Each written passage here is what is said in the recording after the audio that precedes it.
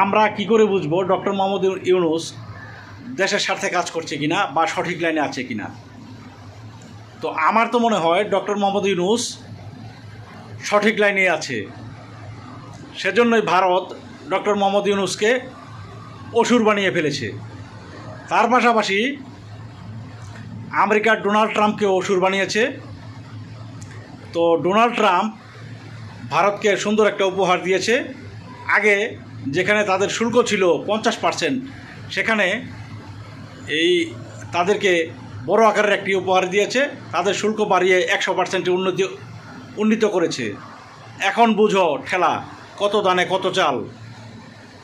এখন দেখার বিষয় হচ্ছে নরেন্দ্র মোদী কবে পালায়। সে তো 6 মাস আগে আর পরে, 1 বছর আগে আর পরে পালাবে। ততক্ষণে সে ভারতের 14টা বাজিয়ে তারপরে পালাবে। যাই হোক, এখন দেখা যাক সামনে ভারতের জন্য কী দিন অপেক্ষা করছে। ধন্যবাদ।